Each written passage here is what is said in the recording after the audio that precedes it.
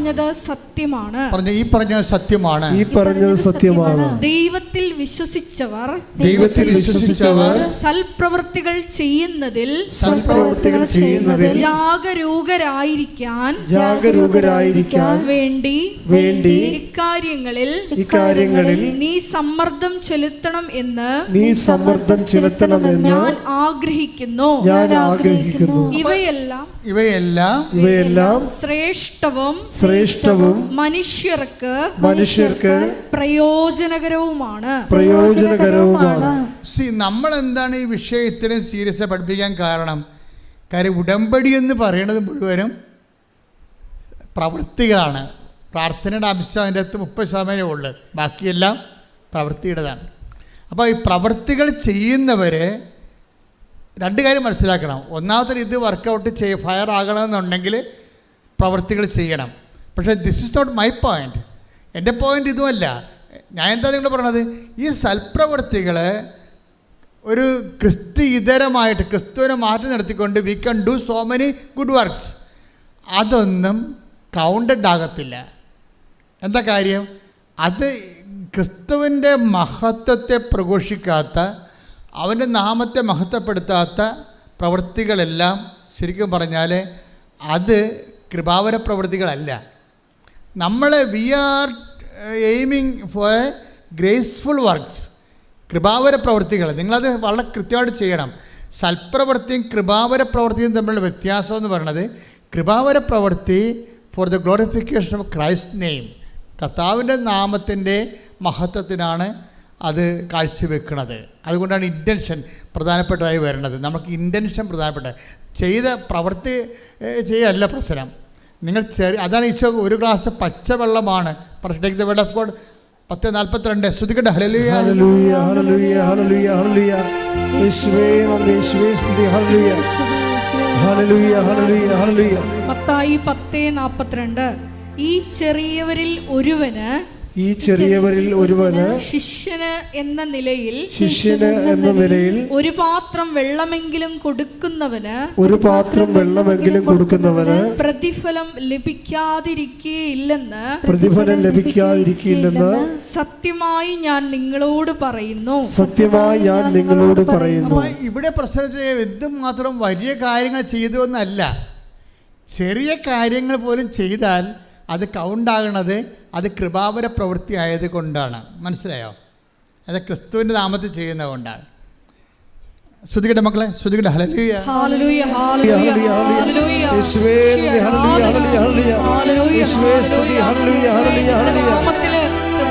രാജാവ് മറുപടി പറയും, സത്യമായി ഞാൻ നിങ്ങളോട് പറയുന്നു, എൻ്റെ ഏറ്റവും എളിയ ഈ സഹോദരന്മാരിൽ ഒരുവന് നിങ്ങൾ ഇത് ചെയ്തു കൊടുത്തപ്പോൾ എനിക്ക് തന്നെയാണ് ചെയ്തു തന്നത്. ഇതിന് വരുന്ന വിഷയം ഈ കൃപാവര പ്രവൃത്തി എങ്ങനെ ചെയ്യണത്, അതാണ് 25-40. ആ വചനം ഒന്ന് വായിച്ചേ. മത്തായി സുവിശേഷം. സത്യമായി ഞാൻ നിങ്ങളോട് പറയുന്നു, എൻ്റെ ഏറ്റവും എളിയ ഈ സഹോദരന്മാരിൽ ഒരുവന് നിങ്ങൾ ഇത് ചെയ്തു കൊടുത്തപ്പോൾ എനിക്ക് തന്നെയാണ് ചെയ്തു തന്നത്. അപ്പൊ ഇതാണ് കൃപാവര പ്രവൃത്തി എന്ന് പറയണത്. എന്താ വെച്ച് കഴിഞ്ഞാൽ ക്രിസ്തുവിന് തന്നെ നമ്മൾ ചെയ്ത് കൊടുക്കുകയാണ് ഡയറക്റ്റായിട്ട്. അതെങ്ങനെയാണ്? ക്രിസ്തുവിൻ്റെ നാമത്തിൽ ആണ് നമ്മൾ ഏറ്റവും എളിയ സഹോദരന് ചെയ്ത് കൊടുക്കുന്നത്. ഇതിനകത്ത് എന്താ നമുക്ക് വേണ്ടത്? രണ്ട് കാര്യങ്ങൾ വേണം. എന്ത് വേണം? ക്രിസ്തുവിനോടുള്ള സ്നേഹം വേണം, ആ സഹോദരനോടുള്ള സ്നേഹം വേണം. രണ്ട് സംഭവം വേണം. വിശ്വാസം മാത്രം പോരാ. രണ്ട് കാര്യം, കൃപാവര പ്രവർത്തിക്ക് രണ്ട് കാര്യം വേണം. എന്തൊക്കെ വേണം? ഒന്ന് ക്രിസ്തുവിനോടുള്ള സ്നേഹം വേണം. രണ്ടാമത്തത് സഹോദര സ്നേഹം. നിങ്ങൾക്ക് എന്താ സംഭവിച്ചിട്ടുണ്ട്? നിങ്ങൾക്ക് മാതാവിനോടാണ് കൂടുതൽ സ്നേഹം വേണ്ടത്. This is wrong. അതല്ല സംഭവം. അമ്മ എന്താ ചെയ്യണത്? ഇപ്പം അമ്മ ചെയ്തിരിക്കണത് അവൻ പറയണത് പോലെ ചെയ്യുക. അതാ പ്രശ്നം. ഈ ചെയ്ത്താണ് കൃപാവര പ്രവൃത്തി എന്ന് പറയണത്. ഇപ്പം എനിക്കും നിനക്കും എന്താ, എൻ്റെ സമയം ഇനി സമാഗതമായിട്ടില്ല. നമ്മുടെ പ്രശ്നങ്ങൾക്ക് വരാൻ പോകുന്ന വിഷയം ഒന്ന് ദൈവത്തിന് അവിടെ റോളില്ല എന്നാണ്. നിനക്ക് ജോലി കിട്ടും, അതിനുശേഷം നീ കല്യാണം കഴിക്കും, നീ കുഞ്ഞുങ്ങളെ ജനിപ്പിക്കും, അവർ പഠിക്കും. ഞാനൊരു വീട്ടിൽ ചെന്നപ്പോൾ ഒരു ഞായറാഴ്ചയാണ് വീട്ടിൽ ചെന്നത്. ഒരു അത്യാവശ്യം ഒരു വിഷയം ഉണ്ടായ കാരണം ഞായറാഴ്ച എനിക്കൊരു വീട്ടിൽ പോകേണ്ടി വന്നു. അവിടെ ചെന്നപ്പോൾ അവിടുത്തെ 2 കുട്ടികളും കാറ്റഗിസത്തിന് പോയിട്ടില്ല അന്ന്. അപ്പോൾ എൻ്റെ സ്വഭാവത്തിന് പിന്നെ അവരുടെമായിട്ടുള്ള ബന്ധങ്ങളും കാര്യങ്ങളല്ല പ്രശ്നം. എനിക്ക് അവരുമായിട്ട് എൻ്റെ കാര്യം ചിലപ്പോൾ നടന്നില്ലല്ലോ. ഞാൻ ചോദിച്ചു, ഈ പിള്ളേർ എന്താണ് കാറ്റഗിസിൽ പോകാത്തെന്ന് ചോദിച്ചു. നിങ്ങളൊരു വീട്ടിൽ ഉടമ്പടി എടുത്തവരാണ് നിങ്ങളെങ്കിൽ നിങ്ങളൊരു വീട്ടിൽ ചെല്ലുമ്പോൾ ഒരു വീട്ടിൽ കാറ്റഗിസത്തിനും പോകാതെ കുർബാനയ്ക്ക് പോകാതെ ഒരു വ്യക്തി ഉണ്ടെങ്കിൽ നിങ്ങൾ ദൈവസ്നേഹമുണ്ടെങ്കിൽ നിങ്ങൾ ചോദിക്കും. അല്ലെങ്കിൽ അവരെന്ത് വിചാരിക്കും, നമ്മളെന്തിനാണ് അവരുടെ കാര്യത്തിൽ ഇടപെടണമെന്ന് ചോദിക്കും. ഇതാണ് ഫസ്റ്റ് സ്റ്റെപ്പ്. ഒരു വ്യക്തിക്ക് ദൈവസ്നേഹമുണ്ടോ ഇല്ലേ എന്ന് അറിയണമെന്നുണ്ടെങ്കിൽ നമ്മൾക്ക് വലിയ കുഴപ്പമില്ല, പൊല്ലാപ്പില്ലാത്ത വിഷയങ്ങൾക്കൊക്കെ നമ്മൾ സേഫായിട്ട് നമ്മൾ ഡേഞ്ചർ സോണിൽ ഒരിക്കലും കളിക്കത്തില്ല, സേഫ് സോണിലേ കളിക്കത്തുള്ളൂ. അപ്പോൾ തന്നെ ദൈവത്തിന് അറിയാം. ദൈവത്തിന് നിങ്ങൾ എന്ത് പറഞ്ഞാലും കണ്ണിൽ പൊടിയിടാൻ പറ്റില്ല. കണ്ണിത്തിരി വലുതാണ്, അത്ര കുഴപ്പമാണ്. നമുക്ക് ഇടണ പൊടിക്കൊരു കണക്കില്ലേ? ഇല്ലേ? നമുക്കിടാൻ ദൈവത്തിൻ്റെ കണ്ണിൽ പൊടിയിടാൻ പറ്റരുത്. കാര്യം ദൈവത്തിൻ്റെ കണ്ണിത്തിരി വലുതായിപ്പോയി. നമുക്ക് ഇടണ പൊടിക്കൊരു കണക്കുണ്ടല്ല, അതല്ലേ പ്രശ്നം. അതുകൊണ്ട് എപ്പോഴും നമ്മൾ ശ്രദ്ധിക്കേണ്ട ഒരു വിഷയം വെച്ചാൽ നിങ്ങൾ ആദ്യം തന്നെ ദൈവസ്നേഹം വർദ്ധിക്കാൻ വേണ്ടി പ്രാർത്ഥിക്കണം. 3:12 എടുത്ത് തെസ്സലോനിയൻസ് 1 തെസ്സലോനിക്ക 3:12 ഞങ്ങൾക്ക് നിങ്ങളോടുള്ള സ്നേഹം പോലെ പറഞ്ഞേ, ഞങ്ങൾക്ക് നിങ്ങളോടുള്ള സ്നേഹം പോലെ നിങ്ങൾക്ക് തമ്മിൽ തമ്മിലും മറ്റെല്ലാവരോടുമുള്ള സ്നേഹം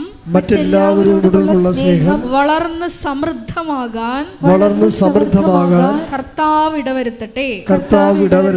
ഇപ്പം ദൈവത്തിന് റോളുണ്ട് ഇതിൻ്റെ അകത്ത്. നമുക്ക് ലവ് ഓഫ് ഗോഡ് ലെവൽ കുറവാണെങ്കിൽ നിങ്ങൾ അഡ്രസ്സ് ചെയ്യേണ്ട അതാണ്. എൻ്റെ IELTS പാസ്സാക്കണേ, എൻ്റെ IELTS പാസ്സാക്കി ജന്മം പ്രാർത്ഥിച്ചാൽ ദൈവത്തിന് അതുകൊണ്ട് പ്രയോജനമില്ല. ദൈവം പറയും എനിക്ക് നിനക്ക് എന്താ എന്ന് ചോദിക്കും. ഇതാണ് പ്രശ്നം. എൻ്റെ IELTS പാസ്സാക്കി എൻ്റെ വസ്തു വിൽക്കണേ, എനിക്ക് കല്യാണം നടത്തണേ, എനിക്ക് കുഞ്ഞുങ്ങളുണ്ടാകണമെന്ന് പറഞ്ഞാൽ മാത്രം ഇരുന്ന ദൈവം ചോദിക്കുന്ന ചോദ്യം എന്താണ്? എനിക്ക് നിനക്കും എന്താ? ഇവിടെ എന്താ പ്രശ്നം വെച്ച് കഴിഞ്ഞാൽ ആദ്യം ലവ് ലെവൽ വർദ്ധിപ്പിക്കണം. ടെക്നിക്കലായിട്ടാണ് ഉടമ്പടി സമീപിക്കേണ്ടത്. ലവ് ലെവലിൽ അത് എന്തിനാണ്? ദൈവത്തോടുള്ള സ്നേഹം വേണം, നമുക്ക് പരസ്പര സ്നേഹം ഉണ്ടാകണം. അത് പിന്നെ എന്ത് ചെയ്യണം? പരസ്പര സ്നേഹം ഉണ്ടെന്നും പറഞ്ഞുകൊണ്ട് it is N on going process. എന്താ എഴുതിയിരിക്കണത്? വളർന്ന് ഞങ്ങൾക്ക് നിങ്ങളോടുള്ള സ്നേഹം പോലെ നിങ്ങൾക്ക് തമ്മിൽ തമ്മിലും മറ്റെല്ലാവരോടുമുള്ള സ്നേഹം വളർന്ന് സമൃദ്ധമാകാൻ കർത്താവ് ഇടവരുത്തട്ടെ. അപ്പൊ സ്നേഹം കുറഞ്ഞാൽ അതിനകത്ത് റോള് ദൈവത്തിനുണ്ട്, ഉറപ്പല്ലേ? അപ്പം നിങ്ങൾ പ്രാർത്ഥിക്കുമ്പോൾ നിങ്ങളുടെ ലവ് ലെവൽ വർദ്ധിക്കാൻ വേണ്ടി അതിനെ ടാർഗറ്റ് ചെയ്യണം. നിങ്ങൾ ടാർഗറ്റ് ചെയ്യേണ്ടത് പക്ക മെറ്റീരിയൽ വിഷയമാണ്. ദൈവത്തിന് അതിൻ്റെ അകത്ത് റോളൊന്നുമില്ല. എനിക്ക് നിനക്കും എന്ത് എന്ന് ചോദിക്കുന്നതിൻ്റെ കാരണം അതാണ്. അപ്പോൾ എനിക്ക് നിനക്ക് എന്ത് എന്ന് ചോദിക്കുമ്പോൾ തന്നെ ഒരു മെറ്റീരിയൽ ബെനിഫിറ്റ്സ് നമുക്ക് ലഭിക്കുന്നതിനോടുള്ള കർത്താവിൻ്റെ നിലപാട് it is very evident, it is clear. അറിഞ്ഞ് കളിക്കണം കേട്ടോ. ഈ കളി ഉടമ്പടി ഒരു കളിയാണ്. അവിടെ നമ്മൾ ഇൻവെസ്റ്റ് ചെയ്യുമ്പോൾ സൂക്ഷിച്ച് കൈകാര്യം ചെയ്യണം. കാര്യം ഒരു മെറ്റീരിയൽ ബെനിഫിറ്റ്സ് മാത്രമാണ് ഉദ്ദേശിക്കണമെന്നുണ്ടെങ്കിൽ കർത്താവിൻ്റെ നിലപാട് എന്താണ്? Between us what is it? എനിക്കും നിനക്കും എന്താ? പിന്നെ എന്താണ്? എൻ്റെ സമയം ഇനിയും സമഗതമായിട്ടില്ലല്ലോ. ഈ ഒരു പ്രശ്നത്തെയാണ് മറിയം ഓവർടേക്ക് ചെയ്യണത്. ഈ നമ്മൾ മറിയത്തെ വിളിക്കുന്ന ഒരു പേരുണ്ട്. എന്താണ്? ബോധജ്ഞാനത്തിൻ്റെ എന്താ കാര്യം? ഇവർ പരിശുദ്ധാത്മ ഫുൾ ഓഫ് ഗ്രേസ് അല്ലേ, ഇവർ കൃപ നിറഞ്ഞവളല്ലേ. അതുകൊണ്ട് കൃപ നിറഞ്ഞു കഴിഞ്ഞാൽ അതിൻ്റെ ജ്ഞാനം അറിയാൻ പറ്റും. ഇതിലെങ്ങനെയാണ് ഇങ്ങനെ ഒരു വിഷയമുണ്ട്, അതിനെ എങ്ങനെയാണ് കൗൺട്രാക്ട് ചെയ്യണമെന്ന് അറിയാൻ പറ്റും. അതാണ് നമ്മൾ ജ്ഞാനപരം എന്ന് പറയണത്. അപ്പോൾ അവർ മാലാഖ തന്നെ അവരെ കാണുമ്പോൾ സമയത്ത് പറഞ്ഞത് എന്താണ്? Hail Mary full of grace, കൃപ നിറഞ്ഞവൾ. കൃപ നിറഞ്ഞാൽ തന്നെ അതിൻ്റെ അർത്ഥം ജ്ഞാനപരം അതിൻ്റെ സമൃദ്ധി നിൽക്കുകയാണ്. അപ്പം അതുകൊണ്ട് ഒരു ഇഷ്യൂ ഉണ്ടായപ്പോൾ എൻ്റെ പ്രോബ്ലം വേറൊരു പ്രശ്നമുണ്ട്. ഞങ്ങളുമൊക്കെ നിങ്ങളോട് ജ്ഞാനപരത്തിലാണ് ഉപദേശം തരണത്. പക്ഷേ എന്താ പ്രശ്നം എന്ന് വെച്ച് കഴിഞ്ഞാൽ, ഇപ്പം ഞാൻ ചിലരോട് പറയും, പ്രശ്നമായ വഴക്കായ സാരമില്ല, നീ തന്നത്തെ ഇറങ്ങിപ്പോകുന്ന ആളല്ലേ, നീ മര്യാദയ്ക്ക് കഴിച്ചെല്ലാം പറയും. ഞാൻ എത്രയും പറയത്തുള്ളൂ, പിന്നെ ആ ചാപ്റ്റർ ക്ലോസ് ചെയ്ത് കളയും. കാരണം അൾത്താറയിൽ 2 മിനിറ്റല്ലേ കിടത്തുള്ളൂ. അപ്പോൾ ഇവിടെ തന്നത്തെ ഇറങ്ങിപ്പോയാണെന്ന് എനിക്കറിയത്തില്ല. കർത്താവ് എന്നോട് പറയും ഇവിടെ തന്നത്തെ ഇറങ്ങിപ്പോകുന്നതാണ് വഴക്കുണ്ടാക്കിയത്. അപ്പോൾ അത് ഞാൻ പറയും, നീ തന്നത്തെ ഇറങ്ങിപ്പോയ ആളല്ലേ, നീ തന്നെ പോയിക്കൊള്ളാൻ പറയും, നീ തന്നെ റെസെറ്റ് ചെയ്യാൻ പറയും. പക്ഷേ ഇവിടെ ജന്മം കൊണ്ട് പോകത്തില്ല. കാര്യം ഇവർക്ക് ചമ്മലല്ലേ. കാര്യത്തിൽ ഇവിടെ തന്നത്തെ ഇറങ്ങിപ്പോയതാണ്. അപ്പം നമ്മളവിടെ എളിമപ്പെടണം. എളിമപ്പെട്ടിട്ട് സോറി പറയാൻ ബാധ്യസ്ഥമാണ്. പക്ഷേ ഈ അഹങ്കാരം ഹുങ്ക് പിടിച്ച സാധനം ഈ ജന്മത്തെ സോറി പറയത്തില്ല. കാരണം മർക്കടം മുട്ടിയാണ്. കുരങ്ങിൻ്റെ പരിപാടി അതല്ല. അകത്ത് ശർക്കര പോയി കഴിഞ്ഞാൽ ആൾക്കാർ നമ്മളെ തല്ലിക്കൊല്ലാൻ വേണ്ടി വരുമ്പോഴും ആ ശർക്കര ഒന്നും വിടത്തില്ല ഒരിക്കലും. അതാണ് മർക്കടം മുട്ടി എന്ന് പറയുന്നത്. പണ്ട് കുരങ്ങനെ പിടിക്കുന്ന പരിപാടി അങ്ങനെ ഇരുന്നില്ല. തൊണ്ണെന്ന് പറഞ്ഞതിൻ്റെ കരിക്ക് തുളച്ച് അതിൻ്റെ അകത്ത് ശർക്കര കൊണ്ടിട്ട് വെക്കും. അപ്പോൾ കുരങ്ങ് വന്ന് വെച്ച് ഇതിൻ്റെ അകത്ത് കൈയിടും. കൈയിട്ട് കഴിയുമ്പോൾ ശർക്കരക്കരി പിടിക്കും. അപ്പോഴേ പിടിക്കുന്ന സമയത്ത് ആൾക്കാർ കുരങ്ങനെ പിടിക്കാൻ വേണ്ടി കുരങ്ങ് രസായത്തിന് വടിയും കൊണ്ട് വരും. അപ്പോൾ പക്ഷേ കുരങ്ങ് വിട്ട് കൊടുക്കത്തില്ല. ആ ശർക്കരന്ന് വിടത്തില്ല അവൻ. മര്യാദക്കാവും ബുദ്ധിപൂർവ്വം ഒരു വിവേകം ഉണ്ടെങ്കിൽ ആ കൈ വിട്ടാൽ ഊരിക്കൊണ്ട് പോകാൻ പറ്റും. പക്ഷേ പാവപ്പെട്ട വിടത്തില്ല. ഇങ്ങനെ മർക്കട മുട്ടിയോടുകൂടി തമ്മിൽ തല്ലി തലകീറി മക്കളെ വഴിയാധാരമാക്കി മരിച്ചുപോയ മനുഷ്യർ എന്തുമാത്രമാണ്. അതുകൊണ്ടാണ് അനുതാപം അവിടെ വരണത്. ഇത് ഒറ്റ നടക്ക് പോകത്തില്ലേ. അനുതാപം വരണത് അവിടെയാണ്. ഈ വിഷയത്തിൽ നിനക്ക് അനുതാപം ഉണ്ടാകണമെന്ന് ദൈവം ആഗ്രഹിക്കുന്നുണ്ട്. അനുതാപം എന്ന് പറഞ്ഞാൽ എന്താണ്? നിൻ്റെ ജീവിത വിഷയത്തിൽ നിന്നേക്കാൾ വലുതായിട്ട് ക്രിസ്തുവിനെ കാണുന്നതാണ് അനുതാപം. ശ്രദ്ധിക്കട്ടെ. ഹല്ലേലൂയ. നിങ്ങളെ ഈ തീക്കൊള്ളി കൊണ്ട് നമ്മൾ തൊട്ടാൽ പൊള്ളുന്ന കാര്യം വ്യക്തമാണ്. സത്യമായൊരു വിഷയത്തോട് നിങ്ങൾ ഇടപെടുമ്പോൾ നിങ്ങളുടെ മനസ്സിലിരിപ്പ് ദൈവത്തിനറിയാം. അതുകൊണ്ട് നിങ്ങൾ ആദ്യമേ തന്നെ ഒരു ധാരണയിലെത്തണം നല്ലതാണ്. ക്രിസ്തുവേ, ഉടമ്പടിക്കാലം കഴിഞ്ഞാലും അങ്ങയുടെ ചൈതന്യത്തിൽ ഞാൻ ജീവിക്കും. നാട്ടുകാരെ ബോധിപ്പിക്കാനല്ലെങ്കിലും അങ്ങയുടെ ചൈതന്യത്തിൽ ഞാൻ ജീവിക്കും. പല ആൾക്കാരും ഇന്ന് അവിടെ അവിശ്വാസം നിലനിർത്തുന്നത് നാട്ടുകാരെ ബോധിപ്പിക്കാനാണ്. ഇപ്പം എന്നെ പള്ളിയിൽ അടക്കണ്ട എന്നൊക്കെ ഒരു സമയത്ത് സ്റ്റൈൽ ആൻഡ് സ്റ്റാൻഡേർഡായിട്ട് എന്തുമാത്രം മനുഷ്യർ പറയും. അങ്ങനെ പറയുമ്പോൾ അവർ ഉദ്ദേശിക്കണ എന്താ? ഒന്നെങ്കിൽ അവർ സാഹിത്യകാരന്മാരായിരിക്കും, അല്ലെങ്കിൽ അവർ രാഷ്ട്രീയക്കാരായിരിക്കും, അല്ലെങ്കിൽ അവർ സിനിമ നടന്മാരായിരിക്കും. എന്നാൽ ബഹുജനങ്ങളുടെ പിന്തുണ വേണമെന്ന് ആഗ്രഹിക്കുന്നവരായിരിക്കും. എനിക്ക് ഈ വിശ്വാസ സമൂഹത്തിൻ്റെ പിന്തുണ മാത്രം പോരാ, എനിക്ക് ബഹുജനങ്ങളുടെ മുഴുവൻ പിന്തുണ വേണമെന്ന് ഉദ്ദേശിക്കുന്നവർ എന്തു ചെയ്യും? ആദ്യത്തെ അവർക്ക് തള്ളി പറയാൻ പറ്റുന്നത് ദൈവത്തെയാണ്. ദൈവത്തെ തള്ളി പറഞ്ഞുകൊണ്ട് ന്യൂട്രലായിട്ട് നിൽക്കും. സിനിമ നടന്മാരൊക്കെ ന്യൂട്രലായിട്ട് നിൽക്കുന്നവരുണ്ട്. അവിടെ ഉള്ളിൽ വിശ്വാസമുണ്ട്, പക്ഷേ തള്ളി പറഞ്ഞാൽ പടം കിട്ടത്തില്ല. അതുകൊണ്ട് അവരവിടെ നിൽക്കും. പാട്ടുകാരങ്ങനെ ഉണ്ട്, അതുപോലെ തന്നെ രാഷ്ട്രീയക്കാരങ്ങനെ ഉണ്ട്, ന്യൂട്രലായിട്ട് നിൽക്കും അവർ. ക്രിസ്തുവിനെ ഏറ്റുപറയുന്ന ഒരു മനുഷ്യൻ്റെ ദുരന്തത്തിൽ, ആധ്യാത്മിക ദുരന്തത്തിൻ്റെ ഏറ്റവും വലുത് ക്രിസ്തുവിനെ അവന് പ്രഘോഷിക്കാൻ പറ്റാത്തൊരവസ്ഥ അവൻ തന്നെ സൃഷ്ടിക്കുന്നതാണ്. ശ്രദ്ധിക്കട്ടെ. ഹല്ലേലൂയ. പ്രവൃത്തികളുടെയും നീതീകരണത്തിൻ്റെയൊക്കെ ഒരു വിഷയം എന്ന് പറയണത് ഇത് ഏതെങ്കിലും ഒക്കേഷനിൽ ചെയ്തു വരണ സംഭവമല്ല. ഇത് നിത്യത വരെ ചെയ്തുകൊണ്ട് പോകുന്ന കാര്യമാണ്. ഇത് ഓൺഗോയിങ് ജസ്റ്റിഫിക്കേഷൻ എന്ന് പറയും. എന്ന് വെച്ച് കഴിഞ്ഞാൽ ഒരു തുടർ നീതീകരണ പ്രക്രിയ. അതെന്തും പറയുകയാണ്. എവിടെയാണ് ഇത്? നമുക്ക് IELTS പാസ്സായ പോരാ, കാനഡയിൽ പോകാനേ പറ്റത്തുള്ളൂ. കാനഡ കഴിഞ്ഞ രാജ്യങ്ങളുണ്ട്, അതിൻ്റെ പേര് ദൈവരാജ്യം എന്നാണ്. അനന്തരം രാജാവ് തന്റെ വലതുഭാഗത്തുള്ളവരോട് അരുളി ചെയ്യും, എന്റെ പിതാവിനാൽ അനുഗ്രഹിക്കപ്പെട്ടവരെ വരുവിൻ. ലോകസ്ഥാപനം മുതൽ നിങ്ങൾക്കായി സജ്ജമാക്കിയിരിക്കുന്ന രാജ്യം അവകാശപ്പെടുത്തുവിൻ. ഇതാണ് ലാസ്റ്റ് ജസ്റ്റിഫിക്കേഷൻ. നിങ്ങൾക്കായി ഒരുക്കിയിരിക്കുന്ന രാജ്യം അവകാശപ്പെടുത്താൻ പറയണത് വരെ we are in the process of justification. നീതികണ്ഠത്തിൻ്റെ പ്രോസസ്സാണ്. അച്ഛൻ എന്താ ഇങ്ങനെ പറയണമെന്ന് ചോദിച്ചു കഴിഞ്ഞാൽ, നിങ്ങളൊരു ഒക്കേഷണൽ ജസ്റ്റിഫിക്കേഷന് വേണ്ടി കുറച്ച് സൽപ്രവൃത്തികൾ ഇപ്പം ചെയ്യുകയാണ്. ഇതിനകത്ത് വരുന്നവർ ഇതുകൊണ്ട് ഉടമ്പടി ലാഗ് ചെയ്യണതിൻ്റെ കാരണം, ഒന്ന്, നിങ്ങൾ ഇതുകൊണ്ട് അവസാനിപ്പിക്കാൻ പോകുന്ന ദൈവത്തിന് അറിയാം. രണ്ട്, നിങ്ങളിത് ചെയ്യണം ദൈവസ്നേഹത്തോടെ അല്ല. അപ്പോൾ പിന്നെ ഇതിന് ഓവർകം ചെയ്യാനുള്ള മാർഗം എന്താണ്? ദൈവത്തോട് നേരത്തെ മുൻകൂർ ജാമ്യം പറയണം. ഞാൻ ഇതുകൊണ്ട് ക്രിസ്തീയ ജീവിതം അവസാനിപ്പിക്കത്തില്ല, ഞാൻ ദൈവസ്നേഹത്തോട് മാത്രമേ എൻ്റെ ജീവിതം ചെയ്യത്തുള്ളൂ. പക്ഷേ ഇങ്ങനെ നൗ ആൻഡ് ദെൻ ആയിട്ടൊരു വ്യക്തിക്ക് അത് ഐഡിയലല്ല. നൗ ആൻഡ് ദെൻ, അപ്പോഴും ഇപ്പോഴൊക്കെ ആയിട്ട് കുറച്ച് സൽപ്രവർത്തികൾ ചെയ്ത് അത് ഫങ്ഷനായിട്ട് മാറ്റാം. പക്ഷേ മിഷനായിട്ടാണ് ഇത് വരേണ്ടത്. എന്താ കാര്യം വെച്ച് കഴിഞ്ഞാൽ, നാം ഇപ്പം ക്രിസ്തീയ ജീവിതം, യോഹന്നാന്റെ സുവിശേഷം 14:15 എടുത്ത്, 14:15 നിങ്ങൾ എന്നെ സ്നേഹിക്കുന്നുവെങ്കിൽ, പറഞ്ഞ്, നിങ്ങൾ എന്നെ സ്നേഹിക്കുന്നുവെങ്കിൽ എന്റെ കൽപ്പന പാലിക്കും. അടുത്ത വചനം വായിച്ചേ. ഞാൻ പിതാവിനോട് അപേക്ഷിക്കുകയും എന്നേക്കും നിങ്ങളോട് കൂടെ ആയിരിക്കാൻ മറ്റൊരു സഹായകനെ അവിടുന്ന് നിങ്ങൾക്ക് തരികയും ചെയ്യും. അപ്പോൾ ഒന്ന്, ഈ കാര്യങ്ങളെല്ലാം 14:15 അനുസരിച്ചാണ് ചെയ്യേണ്ടത്. എന്താണ്? ദൈവസ്നേഹത്തോടെയാണ് ചെയ്യേണ്ടത്.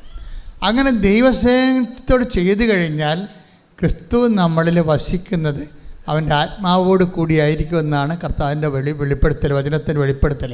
പ്രാർത്ഥിക്കുക, കർത്താവായ ദൈവമേ, അപ്പോഴും ഇപ്പോഴും നല്ല പ്രവൃത്തികൾ ചെയ്യുന്ന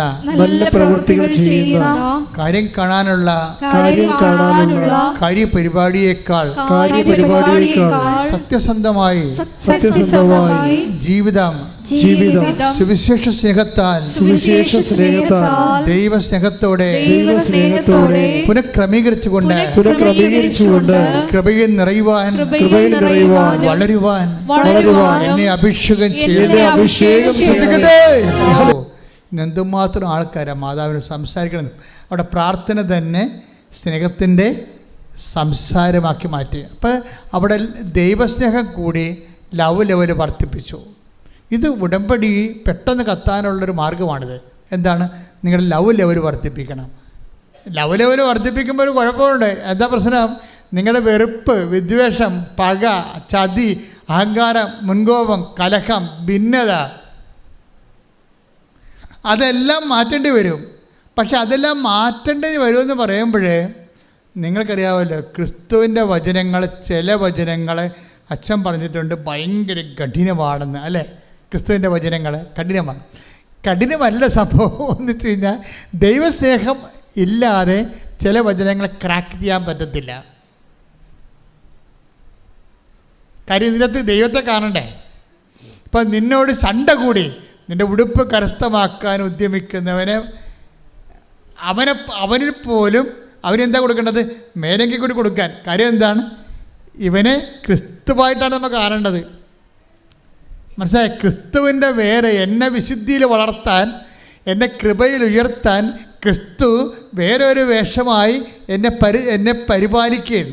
ഇത് ഭയങ്കരമാണ്. ഇതുകൊണ്ടാണ് നീ ശത്രുവിനെ പോലും ഐഡൻറ്റിഫൈ ചെയ്യണമെന്ന് പറയണത്, അല്ലേ? അങ്ങനെ വചനമില്ലേ? ശത്രുവിനെ സ്നേഹത്തെക്കുറിച്ച് പറയുമ്പോൾ ശ്രദ്ധിക്കട്ടെ മക്കളെ, ശ്രദ്ധിക്കട്ടെ. 5:43 എടുത്തേ. അയൽക്കാരനെ സ്നേഹിക്കുക, പറഞ്ഞേ, അയൽക്കാരനെ സ്നേഹിക്കുക, ശത്രുവിനെ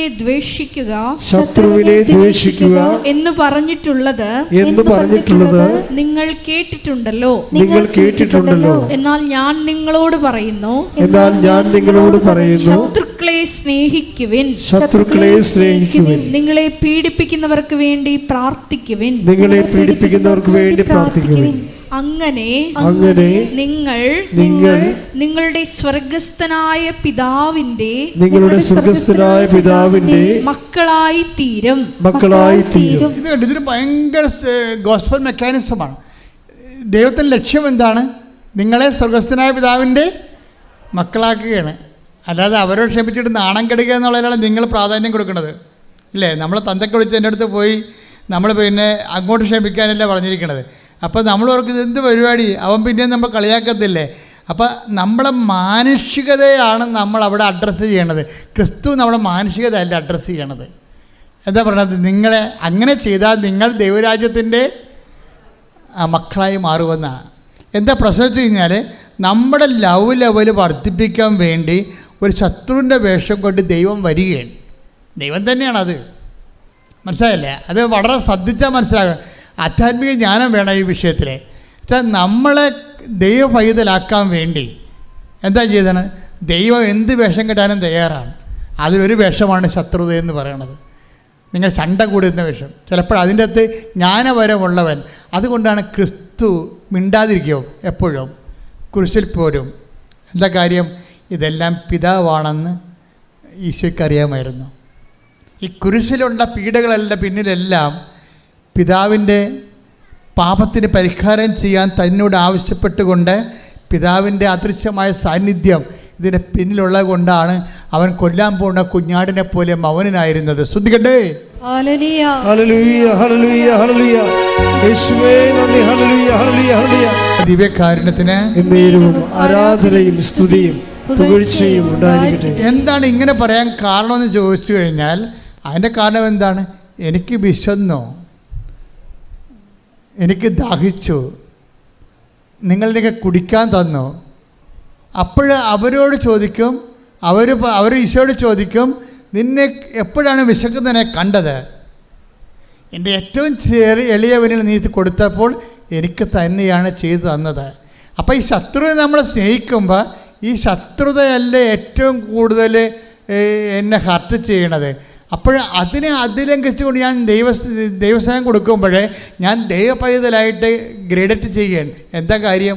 നിത്യത കണ്ടുകൊണ്ടാണ് വചനങ്ങളെല്ലാം കഠിനമാക്കി വെച്ചിരിക്കുന്നത്. നിത്യതയുടെ ഒരു വാട്ടർ മാർക്ക് എല്ലാ വചനങ്ങളിലും ഉണ്ട്, പ്രത്യേകിച്ച് കടുപ്പമുള്ള വചനങ്ങളിൽ. വെളിപാട് 22:11 അനീതി ചെയ്തിരുന്നവൻ പറഞ്ഞേ, അനീതി ചെയ്തിരുന്നവൻ ഇനിയും അനീതി ചെയ്തു കൊള്ളട്ടെ. കൈയടിച്ച് ചെയ്തു കൊള്ളട്ടെ. എങ്ങനെയുണ്ട് പരിപാടി? കേട്ടോ കേട്ടോ കേട്ടോ. ബൈബിള് തീരാൻ പോകുകയാണ്. ലാസ്റ്റ് വാക്കുകളാണ്. എന്താണ്? അനീതി ചെയ്തിരുന്നവൻ ഇനിയും അനീതി ചെയ്തു കൊള്ളട്ടെ. പാപക്കറ പുരണ്ടവൻ ഇനിയും അങ്ങനെ തന്നെ കഴിഞ്ഞുകൊള്ളട്ടെ. നീതിമാൻ ഇനിയും നീതി പ്രവർത്തിക്കട്ടെ. വിശുദ്ധൻ ഇനിയും വിശുദ്ധീകരിക്കപ്പെടട്ടെ. ലാസ്റ്റ് സമയത്തിൻ്റെ അവസാനം ആരെയും മാനസാന്തരയ്ക്ക് വിളിക്കാത്ത ലോകത്തിലെ ഒരേ ഒരു പുസ്തകമാണ് ബൈബിൾ. എന്താ കാര്യം വെച്ച് കഴിഞ്ഞാൽ കുറേ പേര് ബ്രാൻഡഡ് ആയിരിക്കുകയാണ്. അവൻ മാനസാന്തരപ്പെടാൻ ദൈവം ആഗ്രഹിക്കുന്നില്ല. കാര്യം അത് വരപ്രസാദമാണ്. മാനസാന്തരം ദൈവം നിങ്ങൾക്ക് നൽകുന്ന മനസ്സലിവാണ്. കഠിനമായ മനസ്സുള്ളവർ കഠിനമായിട്ട് തന്നെ പോകട്ടെ എന്ന് പറയും. കഠിനമല്ലാതെ മനസ്സലിവുള്ളവൻ മനസ്സലിവുള്ളവനായി നിൽക്കട്ടെ, ഇനി സമയമില്ലെന്ന് പറയും. എല്ലാ മനുഷ്യരുടെ മുന്നിൽ ഈ സമയമില്ലാത്തൊരു സമയം വന്നിട്ട് പറയും, don't repeat, don't contrite, don't have contrition, don't repent. എന്നെയും നിൻ്റെയും മുഖത്ത് നോക്കി ദൈവം എന്നെങ്കിലും ഇനി മാനസാന്തരപ്പെടണമെന്ന് പറഞ്ഞാൽ ഒരു തീരുമാനമാകും. അപ്പോഴേ ഇതൊരു സമയമാണ്. മാനസാന്തരം ഒരു സമയമാണ്.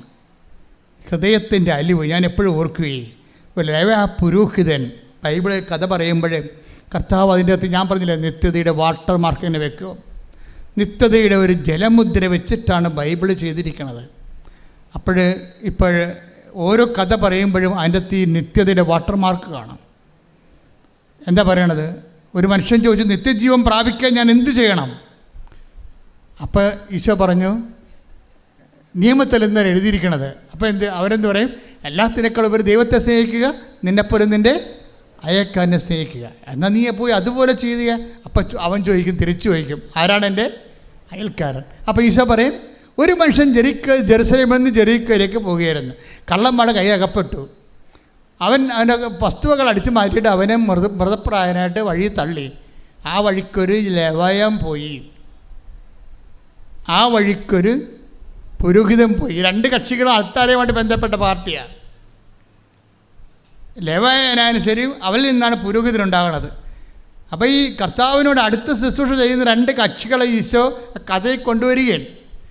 എന്നിട്ട് കർത്താവുമായിട്ട് ഒരു അടുപ്പമില്ലാത്ത ഒരു സമറിയാക്കാരനെ കൊണ്ടുവരും.